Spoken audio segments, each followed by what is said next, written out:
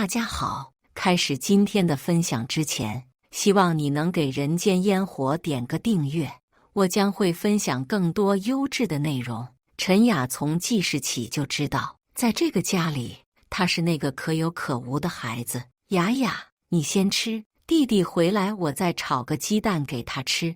母亲赵丽华一边忙碌地准备晚餐，一边头也不抬地对陈雅说道。8岁的陈雅点点头，默默坐到桌边，盯着碗里的剩菜。这样的场景已经重复了无数次，以至于他早已习惯，不再期待什么。陈雅的弟弟陈明比他小3岁，从出生那天起就成了全家的宝贝。父亲陈国伟总是说，家里有个儿子，我们陈家才有希望。这句话陈雅听得耳朵都起茧子了。吃饭时，父亲会把最好的菜夹给陈明，儿子多吃点，长大了才能顶门立户。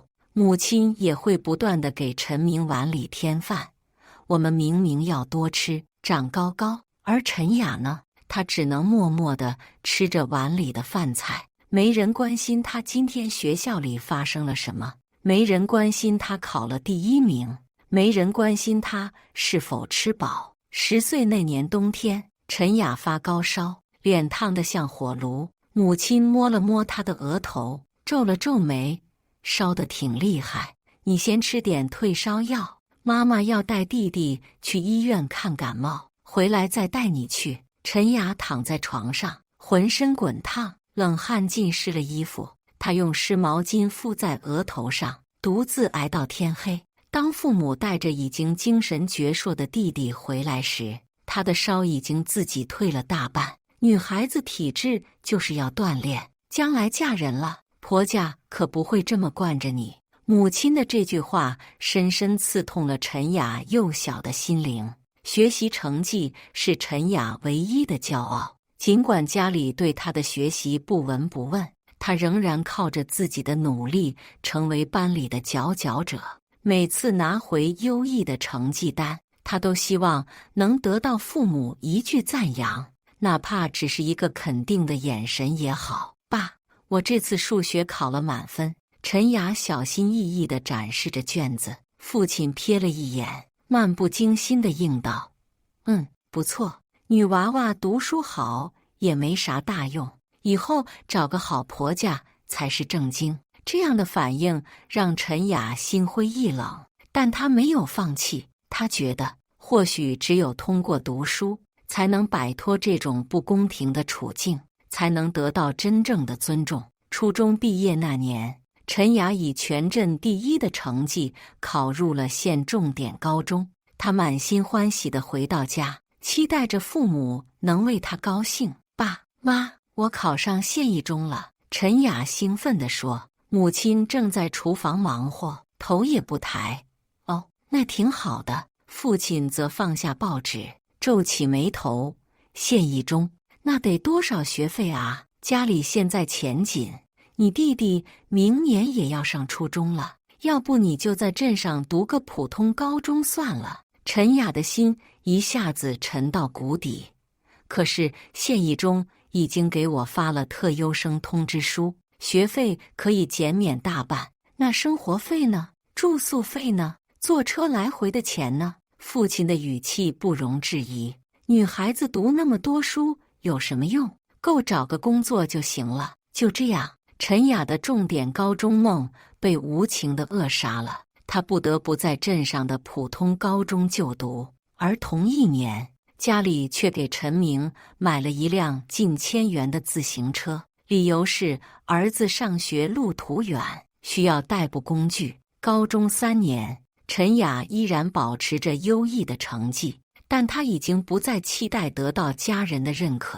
她把所有的希望都寄托在大学上，只要能考上大学，离开这个家，她就能获得新生。高考前夕，母亲竟然提出了一个令她震惊的建议：雅雅，妈妈和你爸商量了，你高中毕业后就不用考大学了，直接去县城的服装厂上班吧，那边1个月有800多呢，比读大学强多了。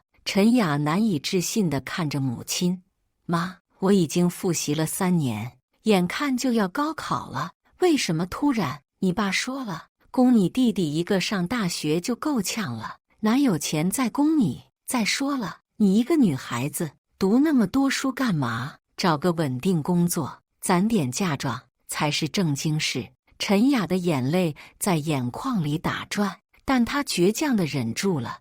不，我一定要参加高考，一定要上大学。如果你们不支持，我就自己想办法。面对女儿罕见的反抗，母亲有些诧异，但也没再多说什么。大学4年是陈雅人生中最美好的时光，远离了原生家庭的压抑环境，她如同一匹脱缰的野马，尽情汲取知识的养分，探索广阔的世界。为了维持生活，陈雅白天上课，晚上在学校附近的咖啡馆打工，周末还会接一些家教。尽管生活辛苦，但她享受着这种靠自己双手创造价值的感觉。大2那年，陈雅遇到了李志明，一个比她大2届的学长。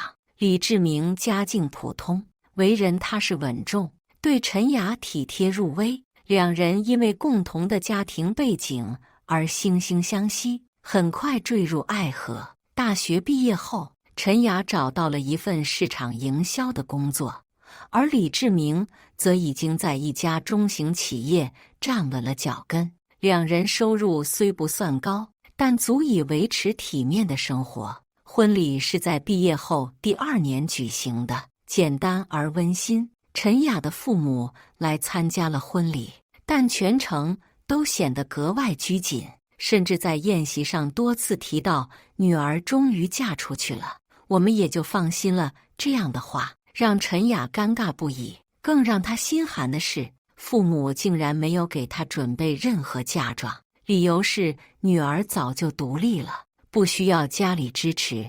而李志明的父母虽然条件不好，却拿出了积蓄为儿子买了一套小家电。婚后，陈雅和李志明租住在城郊的一个小区里，开始了平凡而幸福的生活。婚后第3年，他们有了儿子小雨。小雨的到来给这个小家庭带来了更多的欢笑和温暖。陈雅暂时离职，在家照顾孩子，但她没有放弃学习和成长。利用哺乳期的空闲时间，自学了电商运营知识。孩子6个月大时，陈雅意外获得了一个创业的机会。一个大学同学邀请她一起开展电商业务，负责营销推广部分。李志明二话不说就支持了他的决定，主动承担起更多的家务和育儿责任。创业初期异常艰辛，陈雅常常白天带孩子，晚上熬夜工作到凌晨，但她的努力没有白费。不到1年，他们的电商平台就有了稳定的利润。2年后，陈雅已经成为公司的核心合伙人，月收入超过了李志明。与事业的蒸蒸日上相对的是陈雅与原生家庭关系的持续恶化。自从她结婚后，父母几乎从不主动联系她，只有在需要钱的时候才会打来电话。雅雅，你弟弟想做个小生意，需要启动资金，你能不能支援点？这几乎成了母亲每次电话的固定开场白。陈雅很少拒绝，部分是出于对亲情的眷恋，部分是希望通过经济上的支持换取父母一点认可。然而，无论他给家里多少钱，父母对他的态度始终没有改变。在他们眼中，陈雅永远只是一个外人，一个已经嫁出去的女儿。每次回家，陈雅都能清楚地感受到这种疏离。父母会对陈明的一举一动表现出极大的关注和在意，但对陈雅的生活和事业却漠不关心。哪怕陈雅主动分享自己的成就，父母也只会敷衍地应几句，然后迅速转移话题。雅雅，你弟弟最近交了个女朋友，人家可是县城教师，多体面啊！母亲兴致勃勃地说，丝毫没有注意到陈雅刚才说她公司上个季度营业额破了100万。陈雅早已习惯了这种被忽视的感觉，她不再期待从父母那里得到肯定，只是默默地继续着自己的生活。直到有一天，一个意外的消息打破了这种平静。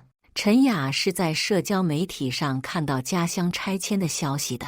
一位高中同学在朋友圈分享了老家拆迁补偿丰厚的喜讯，引起了他的注意。电话打回家，母亲语气中难掩兴奋：“是啊，镇上要建新区，我们家正好在规划范围内，听说补偿特别好，每户至少能分4套安置房，还有10几万的现金补偿呢。”陈雅为父母感到高兴。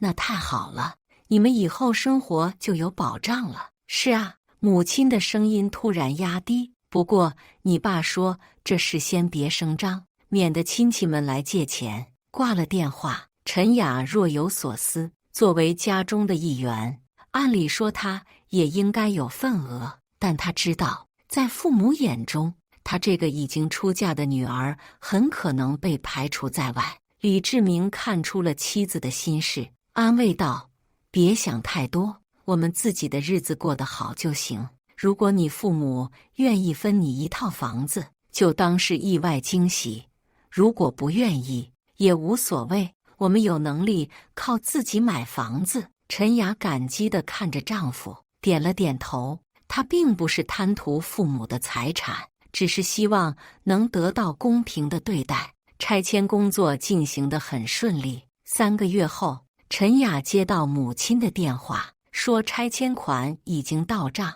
安置房也已经分配好，邀请她回家一趟。怀着忐忑的心情，陈雅带着李志明和小雨回到了老家。父母住的老房子已经被拆除，他们暂时搬到了镇上的一套租房里。一进门，陈雅就发现气氛不太对劲，父母看起来有些局促，眼神闪烁，似乎有话要说，却又难以开口。“爸妈，拆迁补偿都拿到了吗？”陈雅主动问道。父亲清了清嗓子：“拿到了，4套安置房，70多万现金。”那太好了，陈雅真心为父母高兴。你们打算怎么安排这些房子？父母对视一眼，母亲率先开口：“这个嘛，我们已经商量好了，1套我和你爸养老用，1套给你弟弟结婚用，剩下2套以后给你弟弟的孩子。”陈雅的心沉了下去，但她强迫自己保持平静。“那我呢？”父亲皱起眉头，语气中带着不满：“你都已经嫁人了，都是别人家的人了，还分什么？再说了，你们不是挺好的吗？开公司做老板，用得着我们这点东西？”回程的路上，陈雅一言不发。李志明握住她的手，轻声说：“别难过，我们自己的生活还是要靠自己创造。”陈雅点点头，眼中闪烁着泪光。“我只是无法接受他们把我当外人的态度。从小到大，我一直在努力证明自己的价值，希望能得到平等的对待。但现在看来，这一切都是徒劳。”李志明叹了口气，有些观念是根深蒂固的，很难改变。重要的是，我们不要把这种不公平的观念传递给下一代。陈雅看了看后座酣睡的小雨，心中涌起一股坚定。“你说的对。”就这样，拆迁风波暂时告一段落。陈雅选择了理解和宽容，没有与父母闹翻，但她心里的那道坎始终没能迈过去。拆迁后的第1年，陈明很快就将分到的那套房子卖掉，据说是投资了一个高回报的项目。父母对此颇有微词，但也只是在背后嘀咕几句，从不当面责备。第2年，那个高回报的项目果然如泡沫般破裂，陈明不仅赔光了卖房得来的钱，还欠下了一屁股债。面对债主的追讨，他躲回了父母家，每天足不出户。与此同时，父亲陈国伟的身体状况急剧恶化，多年的烟酒过度和缺乏锻炼，让他患上了严重的心脏病，需要长期服药控制。母亲赵丽华膝盖也不好，走路一瘸一拐，医生建议他尽快手术。这一连串的变故让原本还算宽裕的老两口陷入了困境，医药费像流水一样花出去，而家里又多了一个游手好闲的成年儿子要养活。一天晚上，陈雅接到了母亲的电话：“雅雅，你爸的病越来越严重了，医生说需要做个手术，可能要3-4万块钱。”母亲的声音中透着焦虑。陈雅立刻回答：“妈，这事你别担心，钱我来出。您把医院和手术时间告诉我，我抽时间过去照顾爸。”电话那头的母亲似乎松了一口气，但接下来的话却让陈雅愣住了。“那就好，那就好。对了，我和你爸商量了一下，以后我们老了，养老的事情就托付给你了。”“什么意思？”陈雅有些困惑。“就是以后我们需要照顾了，就由你来负责。”母亲的语气理所当然。“你弟弟现在自己都难，哪有能力照顾我们？再说了，女儿就是应该孝顺父母的。”陈雅一时语塞，她没想到当初拆迁时，父母以女儿是外人为由不分她任何财产，转眼又以女儿应该孝顺为由要求她承担全部养老责任。“妈，拆迁时你们不是说我嫁人了是外人，所以不分我房子吗？怎么现在养老又成了我的责任了？”陈雅忍不住问道。母亲的声音立刻提高了8度：“你这是什么话？我们把你养这么大，就算不分你财产，你也应该赡养我们啊！再说了，那时候是那时候，现在是现在，你弟弟都自身难保了，不找你找谁？”陈雅深吸一口气，努力平复自己的情绪。“妈，我不是不愿意负责，只是感觉这样很不公平。当初你们可以把所有财产都给弟弟，现在又要我来承担所有养老责任，有什么不公平的？”母亲打断他：“你弟弟是儿子，继承财产是应该的，你是女儿，照顾老人也是应该的。再说了，你现在不是挺有钱的吗？帮衬父母怎么了？”陈雅哑口无言，挂了电话。陈雅坐在沙发上发呆，李志明走过来，轻轻揽住她的肩膀。“怎么了？”陈雅将电话内容告诉了丈夫。李志明皱起眉头：“这也太……”陈雅摇摇头，打断了丈夫的话：“算了，他们毕竟是我的父母，不管他们怎么对我，我都不能不管他们。”李志明叹了口气：“如果你决定了，我支持你。”就这样，陈雅开始承担起父母的医疗费和部分生活费，每个月固定汇款，逢年过节还要额外给红包。除了经济上的支持，她还经常抽时间回去看望父母，帮他们打扫卫生，陪他们去医院。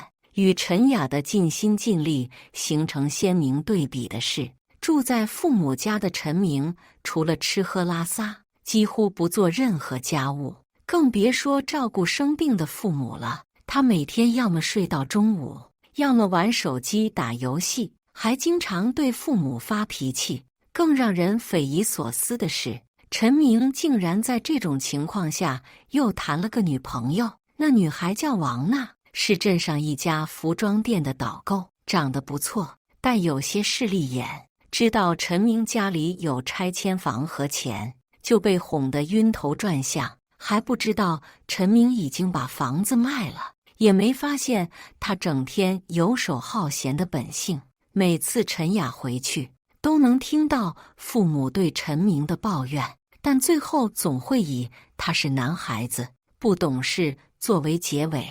而每当陈雅提出一些建议，比如让陈明去找份正经工作，父母总是不以为然。这种双标的态度让陈雅心寒，但她没有放弃对父母的责任。她知道，无论父母如何偏心，她都不能眼睁睁看着他们受苦。然而，一件事的发生彻底改变了陈雅的态度。那是父亲手术后的一周，陈雅特意请了假回去照顾。一天晚上，她无意中听到父母在房间里的谈话：“老陈，你别担心，以后我们有雅雅照顾，不会有事的。”母亲的声音透过门缝传来，可是明明那边父亲有些担忧，明明不一样，他是儿子，讨了媳妇要养家的，雅雅嫁了有钱人家，他帮我们是应该的。母亲理直气壮地说：“再说了，咱当初不是省吃俭用供他读书了吗？他回报咱们也是天经地义。”这番话如同一盆冷水，将陈雅从幻想中浇醒。从那天起，陈雅开始重新审视自己与原生家庭的关系。她依然履行着赡养父母的责任，每月按时汇款，但不再那么频繁地回去看望，也不再事事亲力亲为。她开始懂得保护自己，懂得在付出的同时也要有所保留。随着时间的推移，陈雅和李志明的事业越来越顺利。他们买了一套宽敞的新房子，小雨也上了幼儿园，生活蒸蒸日上。唯一的阴影就是那个始终横亘在心头的原生家庭。事情的转机出现在一个偶然的机会。春节前夕，陈国伟和赵丽华决定在家举办一个大型家庭聚会，邀请了亲朋好友共同庆祝新年。这是陈父手术后的第一个春节，自然要办得热闹一些。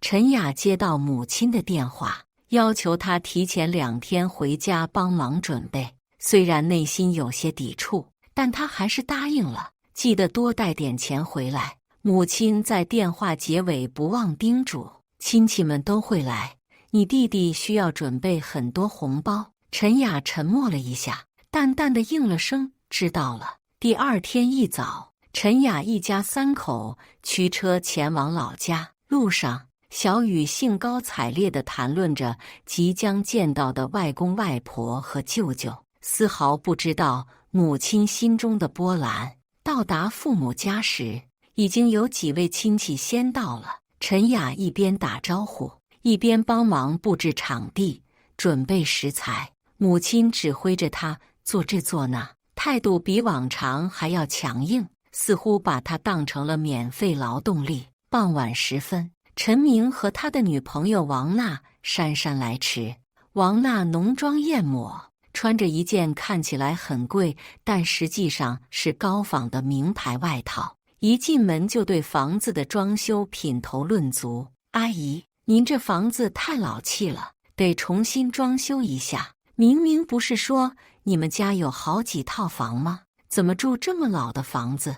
王娜环顾四周，不屑地说道。母亲赵丽华陪着笑脸：“这不是拆迁才分的吗？还没来得及装修，等明年吧。明明说要给我们重新装一下。”晚上6点，亲戚们陆续到齐，丰盛的年夜饭摆上了桌。父亲陈国伟虽然刚做完手术不久，但精神状态不错，频频举杯向亲朋好友表示感谢。饭桌上，陈明滔滔不绝地讲述着自己即将启动的创业项目，说什么已经找到了投资人，即将大展宏图。亲戚们听得一愣一愣的，对这个年轻人赞不绝口。陈雅默默地吃着饭，心中对即将发生的事情既期待又忐忑。他看了看手表，决定在饭后发红包的环节再采取行动。果然，饭后不久，父亲宣布开始发压岁钱。按照习俗，长辈们给晚辈发红包，表示祝福和关爱。陈雅注意到，当母亲给自己的儿子小雨发红包时，明显比给其他侄子侄女的要薄很多。小雨虽然只有7岁，但也感觉到了这种区别对待，脸上闪过一丝困惑。相比之下，母亲给陈明的女朋友王娜的红包却厚得出奇，还亲切地说：“这是给我们未来儿媳妇的，拿着买点喜欢的东西。”看到这一幕，陈雅心中的怒火再也无法抑制，她起身走向自己的包，拿出了早已准备好的大礼。各位叔叔阿姨，陈雅的声音不大，但足以让所有人都安静下来。既然今天是家庭聚会，我想给大家看点有意思的东西。他将 U 盘插入电视机的 USB 接口，打开了一个视频文件，屏幕上出现了陈明在各种场合的画面。他在酒吧挥金如土，向女孩们炫耀自己是某知名企业的高管。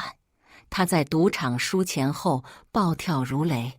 他同时与多个女孩约会，向每个人都承诺要娶她。还有他欠下的各种借条和催款短信截图，金额加起来超过20万。最后是在陈明现任女友王娜不知情的情况下，与其他女孩亲密搂抱的照片，以及他在朋友面前嘲笑王娜傻得好骗的录音。整个客厅鸦雀无声，所有人都震惊地盯着屏幕，又将目光转向脸色铁青的陈明和已经泪流满面的王娜。陈国伟第一个反应过来，拍案而起：“陈明，这都是真的吗？你怎么能这样？”赵丽华则不可置信地看着陈雅：“你怎么能这样对你弟弟？当着这么多亲戚的面，这让我们以后怎么见人？”陈雅平静地看着父母：“我只是在送一份大礼。真相，既然你们认为女儿就该无条件孝顺，那我就尽一份女儿的责任，帮你们看清这个宝贝儿子的真面目。”你，陈国伟气得说不出话来。在场的亲戚们窃窃私语。堂弟的未婚妻面色惨白，他的父母原本看中陈家的条件，才同意这门亲事，现在见到这一幕，立刻起身告辞。显然这门婚事要黄了。王娜哭着冲出了房间，陈明追了出去，却被他狠狠甩了一巴掌。客厅里的气氛凝重得令人窒息，亲戚们纷纷找借口离开。不到半小时，偌大的房子里只剩下陈雅一家和他的父母。“你为什么要这样做？”赵丽华哭着质问。“他再怎么说也是你弟弟啊。”陈雅深吸一口气：“妈，我已经忍了多年了，从小到大，家里的好东西永远是弟弟的。我生病没人管，上学没人支持，结婚后我每年给家里多少钱？拆迁4套房，连1套的影子都没分给我，转头就要我来负责养老。这些年，我一直在尽一个女儿的责任，可你们呢？你们何曾把我当成一个真正的家庭成员？”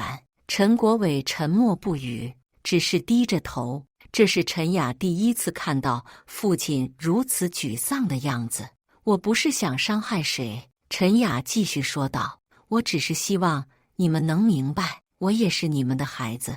可你们从来没把我当回事过，从来没有关心过我的感受。陈明做的那些事，如果不及时制止，他迟早会害了自己，也害了你们。”赵丽华抹着眼泪：“可你也不该这样当众。如果不是这样，你们会听吗？”陈雅反问道：“我提醒过你们多少次他在外面的行为，你们有一次当真吗？”沉默再次笼罩了整个客厅。最终，陈雅起身准备离开。“爸妈，我会继续履行我的承诺，负责你们的养老。但从今以后，我会按照我的方式来。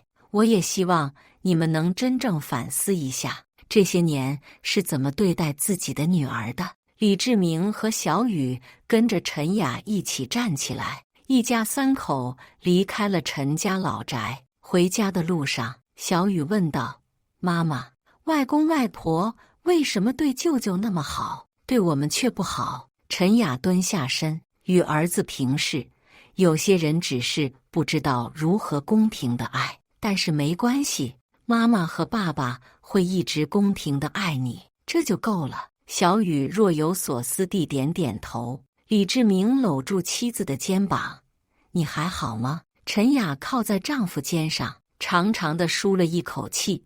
很奇怪，我感觉既轻松又沉重。轻松的是，终于说出了压在心里多年的话；沉重的是，可能永远失去了和父母之间的那点亲情。李志明轻声说：“不要担心，时间会证明一切。如果他们真的爱你，终有一天会理解你今天所做的一切。”陈雅点点头，不再言语。她知道今晚发生的事情已经在她和原生家庭之间画下了一道难以逾越的鸿沟，但她不后悔，因为真相有时候残酷，却是必要的。春节过后，陈雅与父母的关系陷入了冰点，陈明也因为债主找上门，不得不躲到外地去了。王娜自然是分手了，还在社交媒体上揭露了陈明的种种劣行，让他在当地彻底没了脸面。陈雅依然按月给父母打钱，并定期安排人检查他们的生活状况，但他不再亲自前往，也很少接父母的电话。出乎他意料的是，父亲竟然主动给他发了一条短信：“谢谢你的钱，我们收到了，身体还好，不用担心。”这是父亲第一次用如此平等的口吻与他交流，没有指责，没有命令，只是简单的表达感谢。陈雅心中稍有触动，但她明白，要修复这段关系，需要的不仅仅是一条短信。她将更多的精力投入到自己的事业和家庭中。在李志明的支持下，她开始攻读商学院的远程课程，同时扩展了公司的业务范围，从电商平台发展到实体连锁店。小雨在学校表现优异，陈雅和李志明全力支持她发展自己的兴趣和才能。3个月后的一天，陈雅接到了一个意外的电话，是父亲陈国伟打来的。雅雅，父亲的声音中带着从未有过的疲惫和歉意。能回来一趟吗？陈雅犹豫了一下，出什么事了？没什么大事，就是想见见你。陈国伟停顿了一下，你弟弟回来了，欠了一屁股债，现在天天躲在家里不敢出门。我和你妈，我们想了很多。陈雅心中百感交集，但她还是答应了周末回去一趟。周六上午，陈雅独自一人回到了父母家。推开门，她惊讶地发现家里格外整洁，父亲和母亲都坐在客厅里，显得局促不安。坐吧，赵丽华指了指沙发，声音柔和了许多。想喝点什么？不用了，妈。陈雅在沙发上坐下。你们找我什么事？陈国伟清了清嗓子，艰难地开口：雅雅，这些年爸妈对不起你。陈雅愣住了，没想到会听到父亲说出这样的话。你弟弟这次惹的是很大，差点连我们老两口都要跟着倾家荡产。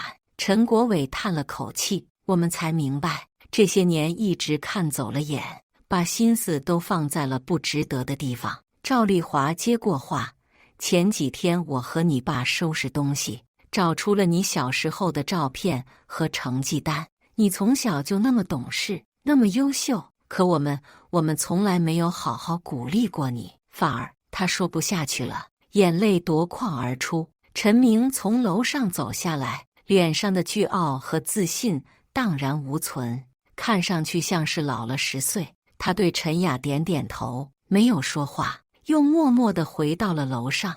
陈国伟拿出一个文件夹，递给陈雅，这是我们剩下的2套房子，我们已经办好了过户手续，都转到你名下了，这是应该属于你的。陈雅翻开文件夹，看到了房产证上自己的名字，心中百感交集。我不是为了这个才来的，陈雅轻声说，我只是希望能被当作这个家的一份子。我们知道，赵丽华擦着眼泪，可这是我们唯一知道的表达方式。雅雅，能不能给我们一个机会，重新做你的父母？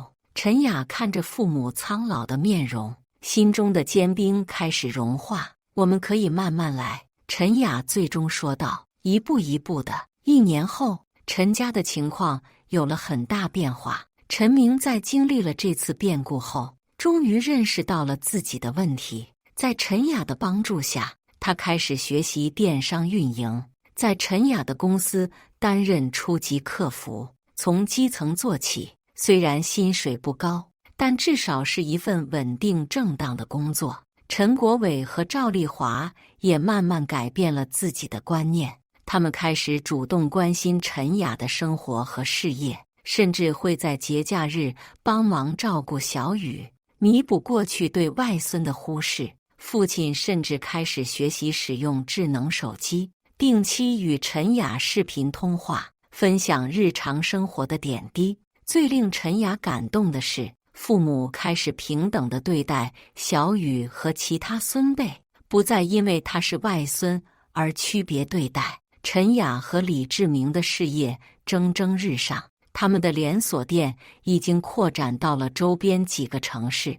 陈雅凭借远程学习获得的商学学位，开始涉足更广阔的商业领域，甚至受邀在当地商学院做客座讲师，分享创业经验。一个温暖的周末，陈家人再次聚在一起吃饭，这次的氛围轻松而和谐，没有了过去的紧张和尴尬。小雨兴高采烈地向外公外婆展示自己最近获得的奖状。陈国伟和赵丽华脸上洋溢着真诚的骄傲和喜悦。陈明也变得更加内敛和成熟，他向姐姐请教工作上的问题，认真地做着笔记。最近，他还认识了一个朴素踏实的姑娘，两人正在慢慢发展关系。雅雅，饭后，赵丽华拉着女儿的手，眼中含着泪水。谢谢你没有放弃这个家。陈雅微笑着摇摇头，家人之间不需要言谢。过去的伤痛不可能完全抹去，但人生就是这样，总要往前看。重要的不是过去发生了什么，而是从今往后要如何生活。那晚回家后，陈雅站在窗前，望着远处城市的灯火，感受着内心的平静。窗外，春风轻拂，吹散了最后一丝寒意。新的季节，新的开始。过去的伤痛已经成为了他生命中的养分，让他变得更加坚强和睿智。而未来，他会用自己的方式去创造一个更加公平、温暖的家。这或许就是他从这一切经历中得到的最珍贵的礼物。以上就是今天分享的故事。大家有什么想说的、想吐槽的，欢迎在下方评论交流。也更希望能给人间烟火点个订阅，我将会分享更多优质的故事内容。